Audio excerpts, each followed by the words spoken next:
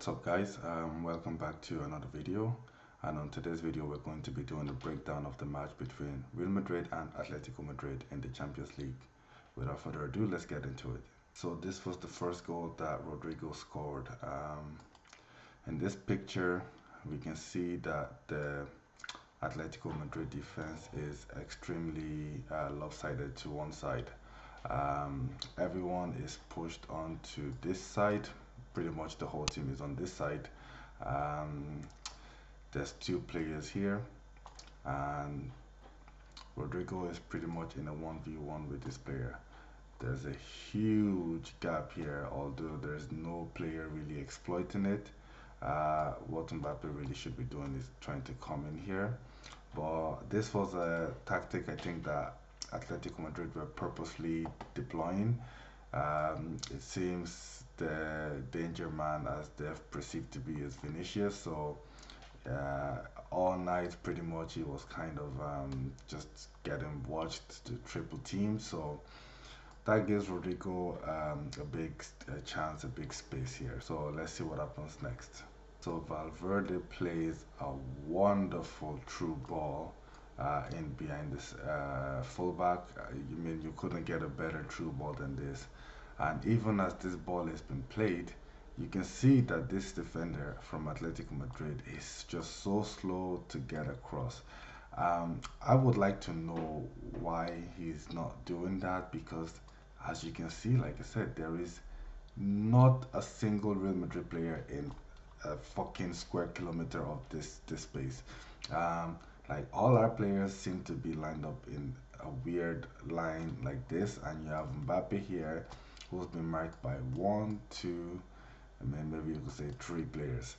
So this center back is like this is a very easily preventable goal, because he just takes forever to get across here, because this is where Rodrigo's gonna get the space to operate, and you can't be leaving your fullback in a 1v1 with someone as skillful as Rodrigo. And after this, I think they learned, and every time Rodrigo touched the ball after this, there was two, three players watching him, but it's just in this one instance for the goal, they just seem to fall asleep. So let's see what happens next. So Rodrigo gets the ball, takes a wonderful touch. Now, because of the pace that this defender was coming here to try and make up for the big gap he left, his momentum is carrying him this way. So once Rodrigo touches that ball, he's able to shift back inside onto his left foot, and the defender is just completely unable to make a tackle. Now, Mbappe's positioning here is actually quite key to this goal, because that just means that this center back here can't, he can't move this way to try and tackle Rodrigo, and Rodrigo cuts in. He's keeping an eye on Mbappe.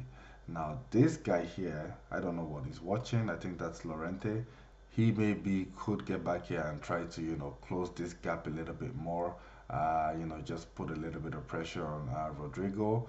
But he doesn't really get that time, because Rodrigo cuts inside onto his left foot and takes a lovely shot and puts it around the keeper here. So as you can see, by the time this centre back realizes that that ball's not going to Mbappe, he's too late. He can't really do anything. He tries to posture up and get his body in the way to try and block the shot, or maybe just kind of cover the angle. You can see he's doing really well to keep his hands close to his body. That's just elite level defending. But this goal was very easily avoidable if the centre back if the other centre back had initially come across to try and like cut off Rodrigo and try and double team him to stop him from getting all the space he had. So yeah, this goal was a little bit of a defensive mistake. Take nothing away from Rodrigo, it was a fantastic finish. We know that he has this in his locker, he's very quick with his feet, but you give him that much time and space, it's going to hurt you. Okay, so let's move on to the next goal. Okay, so for this goal, the ball is played into the Atletico Madrid fullback. Rodrigo is pressing the Atletico Madrid player here, and what that does is it leaves Fede Valverde in a 1v1 situation against this fullback. And as we've established previously on multiple occasions, you don't want to be leaving your fullback isolated in a 1v1 situation. You always want to try and have at least two people double teaming up. So Mbappe should have been pressing this and letting Rodrigo drop here to try and help Valverde. This is a mistake that it seems a lot of teams seems to make, because what you do when you isolate your fullback in a 1v1 is that you're just giving him a lot of ground to cover in terms of this player now could try and run on the outside, run on the inside, and if he takes a run on the inside, look, there's so much space here. So let's see what happens. So when the ball gets played into him, it doesn't seem to have a lot of option on. Now you can see Julian Alvarez trying to come into this gap, but for some reason, Camavinga's just casually strolling along with him, and Camavinga's been having some poor games recently. His form has really been poor, and maybe this is an example of why. Because this is what you call lazy defending. This is what you call lazy covering. You Number one, you want to be keeping an eye on your man. Yeah, you don't want to. So I wouldn't say he needs to run in front of Julian Alvarez here, because then he can't see Julian Alvarez and he can't see what type of run he's making. But you also don't want to have this much of a gap between you and just lazily screening him. You want to get close to him. You want to, follow him like you are his shadow. Like you have to be his shadow. And you can see even Asensio's just pointing. It's like trying to tell him, like, you need to get tighter on him. He doesn't. He just lets him get into the space. And look, there's so much space here for Alvarez to exploit. Like there's a lot of space here for Alvarez to exploit. So you are not doing the team any favor by just casually jogging beside you. Like you're marking him. You are the next player beside him. You are marking him, and you need to get tighter on him. So let's see what happens after this. So yeah, as you can see, Alvarez makes the run here, and Camavinga is still following him. He's never gotten close to making a tackle. Um, our shape here is actually quite good. I don't see any problem with our shape here. Atletico Madrid don't really have many players in the box. Tchouaméni is watching this player. Valverde is turning around to come back, and you have this player behind him. We have Rodrigo here. So there was no real danger or threat on here, apart from the fact that maybe, like I said, Camavinga was just a bit lazy, a bit slow in marking Julian Alvarez. To think about players with quality like Julian Alvarez, your Messis, your Ronaldos, your Bales, your Wayne Rooney's, your Agueros. The thing about these kind of players is that what you perceive to not be a lot of space and time for them is the exact amount of space and time that they need to hurt you. Like that little bit of separation that you give Julian Alvarez, that he's able to run into that space, get onto the ball, take a touch, that gives him time to turn around, posture up. He can go to the left of you, he can go to the right of you, put a cross in the box. So even though it looks like, he's just running outside you're giving him time and space to make a decision, time and space to think. Whereas if Camavinga had gotten closer to him, gotten tighter to him, now he has something else to worry about. Now he has a defender on him, so his first touch has to be better and his decision has to be quicker, just because you're tighter on him. But when you give him a little bit more space, he has way more time to think. And that's why I emphasize on these little things that the players do, whereas it looks like nothing, but a lot of times it ends up being something. And as you can see there, that was a lovely touch by Alvarez. Lets the ball roll through his leg, and now look, this is what I'm saying. And now he's got time. He's postured up now. He can go to the left. He can go to the right. You know, just because he got that little bit of space, and this is what quality players do. They only need a fraction of a second, and they already have a whole picture in their mind of what they want to do. Now, Kamavinga does stand him up well again. There doesn't really seem to be any danger on this. They only have this one player in the box, so it's still kind of not really like a defensive mistake. Like I said, apart from maybe Kamavinga just being a little bit tighter, our shape is quite good. The defensive positioning is quite good. Everyone has a player. Valverde has this player. You have Tchouaméni here to cut off any pass that comes into this place. Asensio screening this area. Rudiger and Mendy have got an eye on this one player. So it's still quite a good shape. So this goal kind of really comes out of nothing, if you ask me. So Camavinga here lunges into this tackle of Julian Alvarez when he tries to come back on the outside, and it was a kind of lazy lunge at the tackle. Now, it could have gone either way. He could have possibly won the ball, but you can see that his thoughts are showing. And Camavinga is actually quite this. He does this a lot. He makes these kind of lunging, wild, crazy tackles, and he gives away a lot of penalties because of it. And in this situation, he doesn't win the ball fully. And what happens is now this because this number 21's continued his run, and Valverde is kind of watching him and keeping an eye on him. Could Rodrigo have come back sooner? Maybe. I understand why he's here in this. He's probably thinking maybe we're going to win the ball turnover, and it gives him a chance on the counter attack.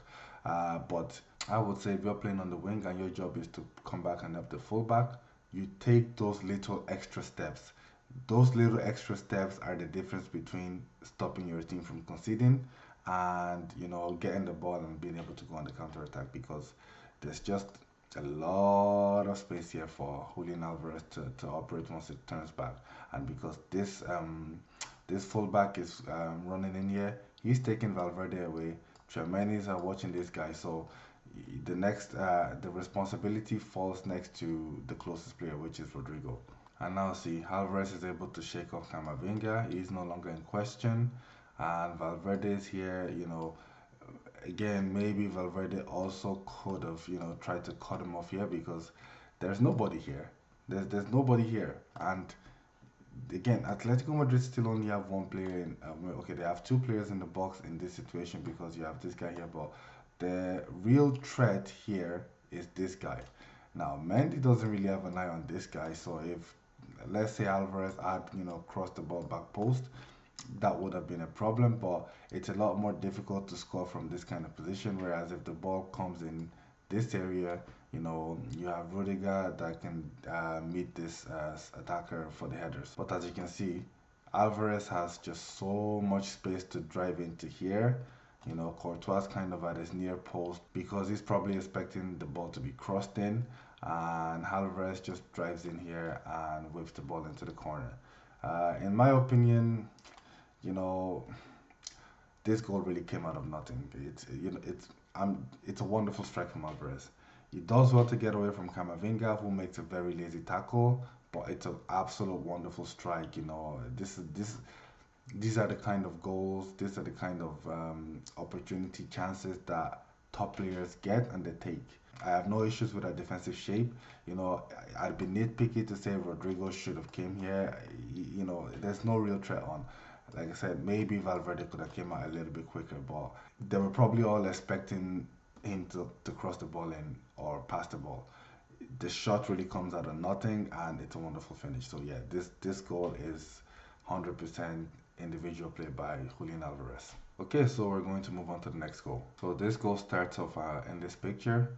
Mondi plays the ball into Brahim, and Brahim has this player kind of marking him. Um, Atletico's shape in this is quite good. Mbappe is here. He's being watched by like 5 players. Again, we're seeing this kind of weird shape from Madrid where you have players just kind of like this in this kind of diagonal weird shape. Um, we have 3 players in here, and they're being marked by 3 Atletico players, and maybe with the inclusion of this player. So here, Atletico's shape is quite good. There's no real danger on. You have Brahim facing away from the goal, which is what you want. But again, when you're dealing with top players, things could change in the blink of an eye. So how does this progress? So the ball is played into Brahim, and Brahim plays the ball into Vinny, and Vinny puts the ball in through to Brahim. This was, a lovely play from the team. Like I said, Atletico Madrid's shape was good. but the quickness that we move the ball in this is what completely makes this chance. The Atletico Madrid defenders kind of get sucked in because they think they have a chance to win the ball, and in the blink of an eye, the ball is gone. Okay, so let's see how the play progresses. So that ball was played into Brahim, but the ball rolls in through all the way to Mendy, and then this Atletico Madrid player quickly comes to close of Mendy, and you have this player here watching Mendy, but he's also watching Brahim. Mendy plays the ball in through to Brahim here, and you have these three players now trying to get back. They're scrambling back. You have Mbappe here on the edge of the box, occupying this center back. Now, I would be telling Mbappe to get into the box, but maybe in this case, I'm just going to say he's trying to delay his run into the box, because if he moves too early, he has a chance of being offside. So I'm not going to criticize him for waiting on the edge of the box because, the ball hasn't actually reached its final destination yet. So when Mendy plays this ball into Brahim, now this fullback is kind of watching. Um, it's probably for the best that he doesn't jump into this because any tackle he makes, he's coming from behind. And you're at the risk of giving away a penalty if you lunge into the tackle. So he's probably right in letting this defender just stall him and just gives a chance for this player to kind of cut off the space. These two are also just kind of watching. Um, Mbappe still not made a run into the box. You have been in this area, and yeah, like the shape of Atletico is still good here, because in this space they do have three players that could, potentially win this ball, and you have Mendy here trying to make a run in through. The best thing you can do when a player, especially a player like Brahim with a low center of gravity and quick feet has the ball in this situation, is you just have to wait for them to either make a mistake or take a bad touch. Because if you lunge into the tackle, it's very, very difficult for defenders to make tackles in the box. You have to be 100% sure that you're going to get the ball. So now, as you can see, this fullback does come back. Now, the space here is very tight. The space here is very tight. Now Mbappe is in the box, Vini is in the box, everyone's on alert, waiting for something to happen, and you have 1, 2, 3, 4, 5, 6, 7 Atletico Madrid players in and around this area. This guy could possibly take a few steps forward. Now Mbappe doesn't get the ball, but he doesn't know that, and you can see that this guy is kind of now his eyes are on this, so Mbappe now has a little bit of a split second free, so you want your player here to be coming into this space and coming in tighter. But you also have this player here. So in this position, there's like a 3-on-7 in favor of Atletico. So and you have two people marking Brahim here. So there's not really any danger on from their perspective.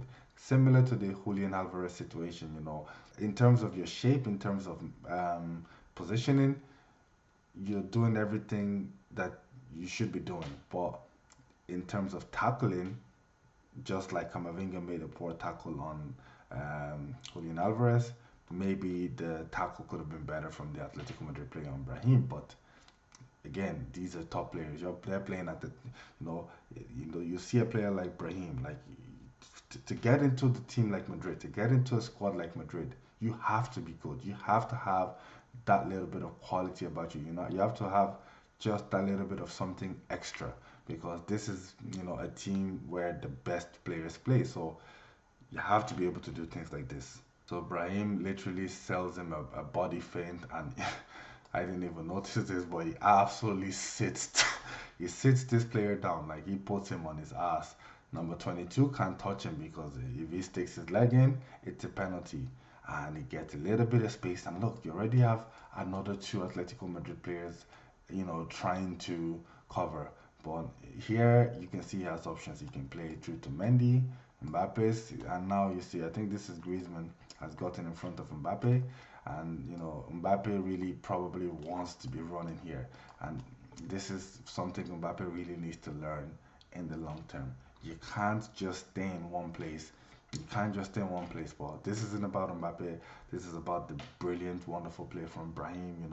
Like honestly, is this guy alright? Like someone needs to call his family because this guy has kids like Brahim. Take it easy, but sits him down, makes a little bit of space, and puts the ball in the back of the net. In my opinion, again, wonderful, wonderful play. The initial 1-2 between Brahim, Mendy, and Vini was just absolutely fantastic. And what was different about that and how we were passing the ball the rest of the night was that in that one split second, we just changed gear. You know, a lot of times we're passing in second gear, left, right, and it's very slow. You're giving the Atletico Madrid players time to move across and to block you. And this was one of the key elements with Tony Cruz back in the day was when we were passing left and right. If we come to the right, for example, and the opposition team pushes to the right to Marcos, Cruz gets that ball, shifts it out. There's usually either Vasquez or Carvajal, or we usually have one player who's like free, who's very out wide, and Cruz just plays a long diagonal, and with pinpoint accuracy, and it's very, very, very underrated just how well Cruz does that ball. Just that one pass, and you have so much. It just opens up so much space because the defending team have to shift into the right now. They have to shift to left, and which they do. But in the time they're doing that, players are scrambling, they're moving. It just opens up a lot of space for you to work with. We're missing that this season, but it was still nice to see that little bit of play between Mandy, Vinny, and Brahim, and that's what we need. It's okay, it's well and good, playing the ball left and right, but at a certain point, you need to flip that switch.